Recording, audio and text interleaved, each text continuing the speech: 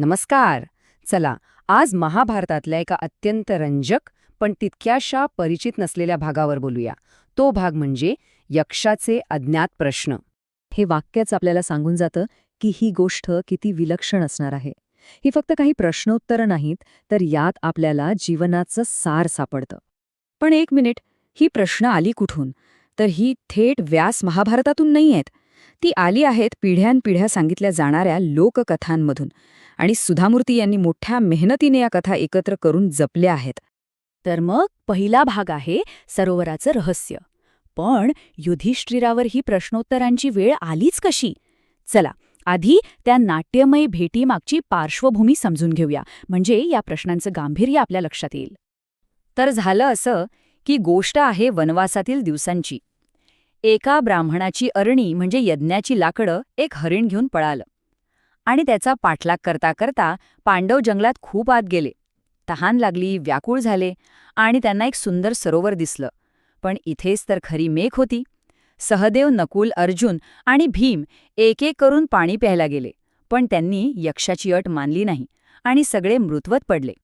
आणि मग सगळ्यात शेवटी पोहोचले युधिष्ठिर. आपल्या भावांची ती अवस्था पाहून ते अक्षरशः स्तब्ध झाले. आणि तेव्हाच यक्षाने आपली अट त्यांच्या समोर ठेवली. आता युधिष्ठिरासमोर दुहेरी आव्हान होतं, भावांना वाचवायचं आणि धर्माचं पालनही करायचं. आता सुरू होतो दुसरा भाग.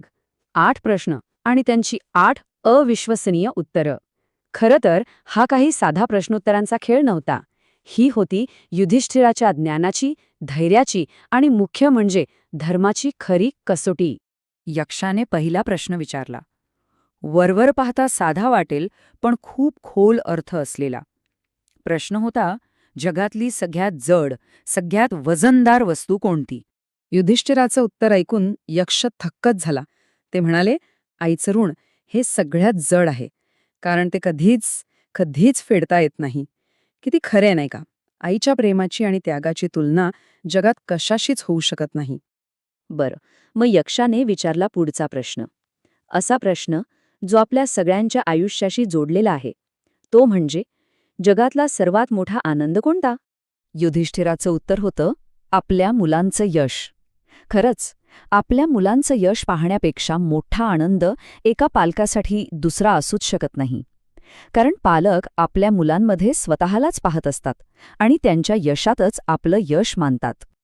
आता यक्ष वळला धर्माच्या कसोटीकडे. त्याने विचारलं, सर्वात मोठं दान कोणतं? आणि यावर युधिष्ठिराचं उत्तर होतं, क्षमा. विचार करा, क्षमा केल्याने फक्त समोरच्यालाच नाही, तर आपल्याला स्वतःला किती शांती मिळते. क्षमेमुळे मनात द्वेष राहत नाही आणि नात्यांमध्ये प्रेम टिकून राहतं. आता यक्षाने बाहेरच्या नाही तर आतल्या शत्रूंबद्दल विचारलं.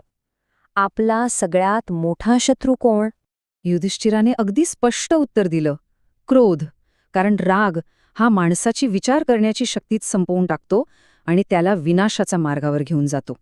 मग यक्षाने मार्वी स्वभावातल्या एका मोठ्या दोषावर बोट ठेवलं. प्रश्न होता, सर्वात मोठा रोग कोणता? आणि उत्तर होतं, लोभ. खरंच, हा एक असा आजार आहे जो कधीच बरा होत नाही. संपत्ती कितीही वाढू दे, लोभ काही कमी होत नाही, उलट तो वाढतच जातो. आणि मग माणसाला कधीच समाधान मिळत नाही. आता हा संवाद थोडा आध्यात्मिक पातळीवर गेला. यक्षाने विचारलं, माणसाला स्वर्ग का मिळत नाही?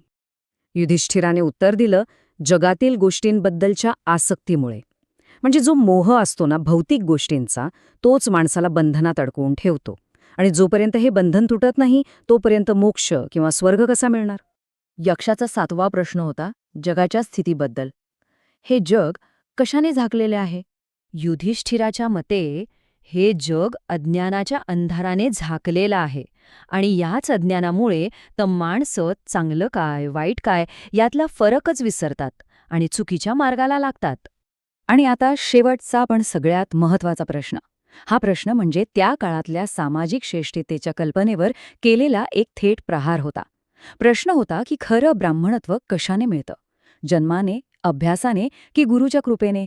यावर युधिष्ठिराने जे उत्तर दिलं ते खूपच मार्मिक आहे.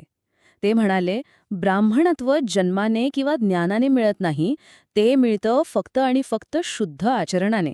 म्हणजे जरी एखाद्याला चारीवेद तोंडपाठ असले पण त्याचं वागणं, त्याचं आचरण जर वाईट असेल तर त्याला श्रेष्ठ मानता येणार नाही. आणि मग येतो तिसरा भाग, धर्माची खरी परीक्षा. युधिष्ठिराच्या उत्तरांनी यक्ष तर खुश झाला, पण परीक्षा अजून संपलेली नव्हती. नाही, आता वेळ होती त्याच्या बुद्धीची नाही, तर त्याच्या चारित्र्याची, त्याच्या धर्मनिष्ठेची कसोटी पाहण्याची.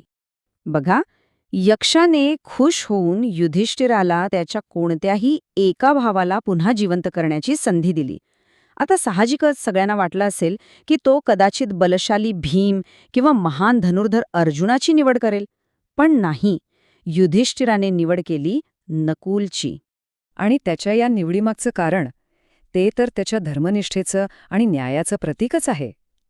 तो म्हणाला, मी कुंतीचा पुत्र जिवंत आहे, त्यामुळे माझी दुसरी आई माद्री, तिचाही एक पुत्र जिवंत राहिलाच पाहिजे. हाच खरा न्याय आहे.